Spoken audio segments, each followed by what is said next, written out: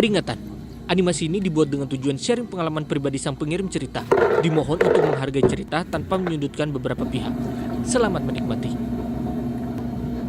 Hai, kenalin, nama gue Bianca. Zodiak gue itu... gak usah lah ya, ntar malah ribet.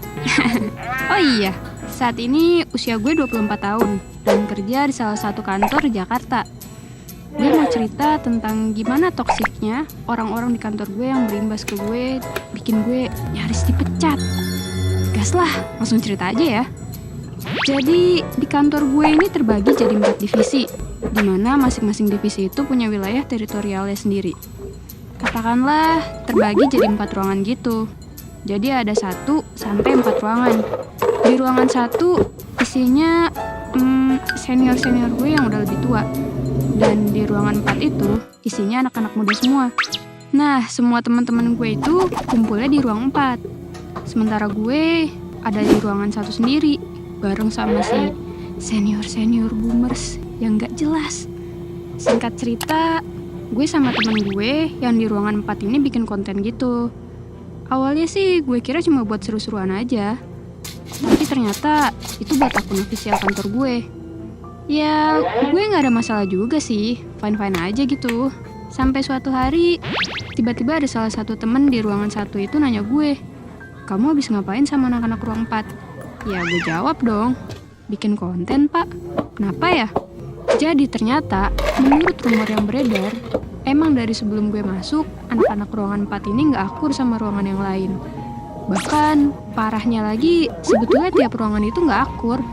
Tapi orang-orang dari ruangan 1 sampai 3 entah kenapa kayak bersatu gitu buat nge-hate orang-orang di ruangan 4. Awalnya gue pikir itu bukan masalah besar, karena ya udahlah ya, nggak ada sangkut pautnya juga sama gue.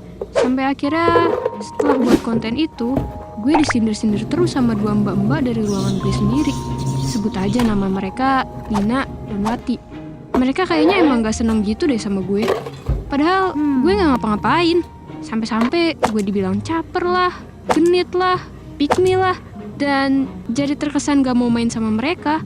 Padahal cuma perkara ngonten bareng sama anak-anak di ruangan 4 itu. Terus karena bos ruangan 4 ini tahu kalau gue udah sering disindir sama Lina dan Wati, akhirnya bos ruangan 4, sebut aja Mas Reno, ngadulah CEO gue. Mas Reno kayak gak suka gitu kalau gue disindir. Ya ngebela gue gitulah.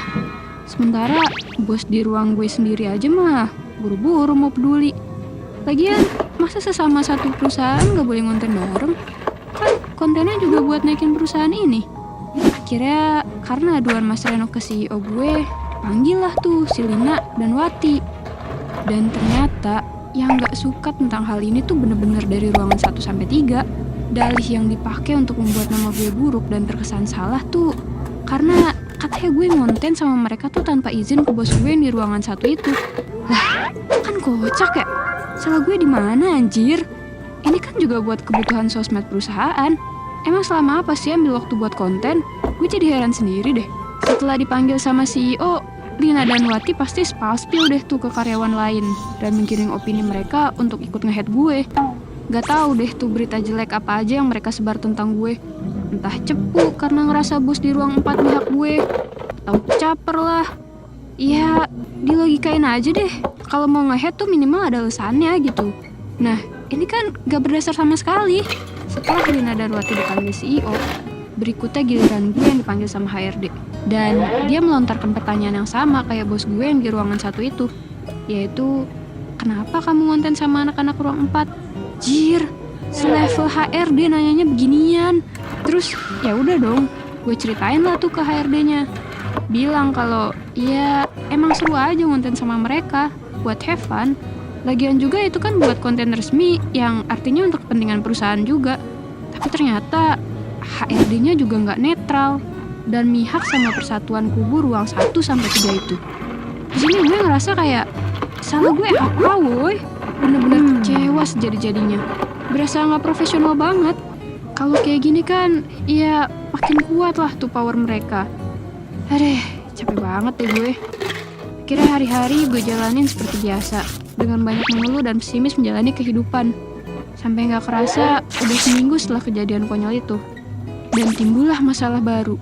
Kali ini sebabnya karena gue dan kawan-kawan ruang 4 yang perempuan itu main sama ex karyawan yang udah resign. Gue cuma makan siang bareng sama dia. Cuma makan siang.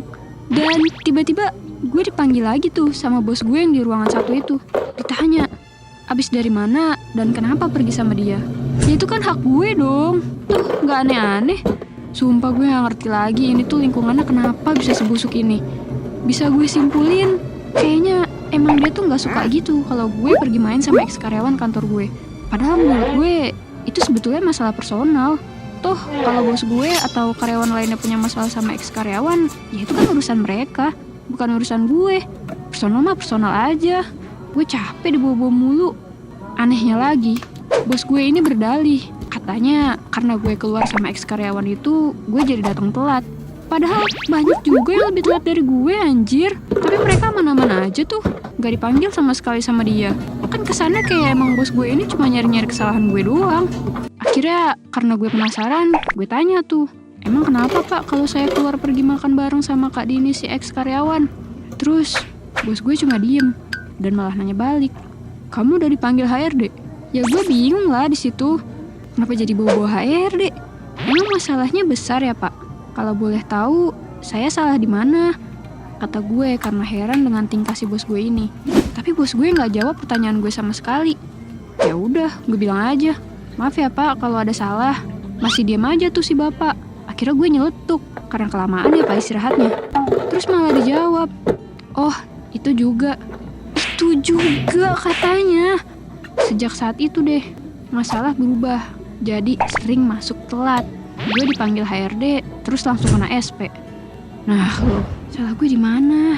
Gue nggak ngerti, sumpah nggak ngerti. Tapi curi-curi dengar, kata Pak CEO-nya pas ditanya kenapa kena SP, si Pak CEO cuma bilang, ada yang mendesak saya untuk mengeluarkan SP. Nah, kan? Berarti ada main di belakang nih kalau gini. Gila ya orang-orang. Kok bisa tega bersekongkol gini buat jatuhin gue? Kalau emang CEO gue aja udah sampai terdesak kayak gitu, berarti kan ada power yang lebih besar atau ada orang yang mempengaruhi dia untuk ngelakuin ini.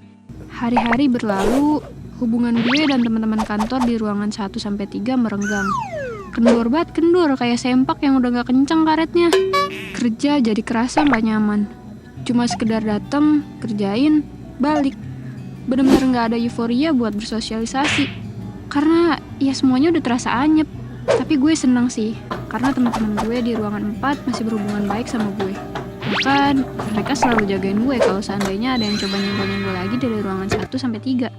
Singkat cerita, gue akhirnya dicap jadi cewek yang cakep-cakep geblek.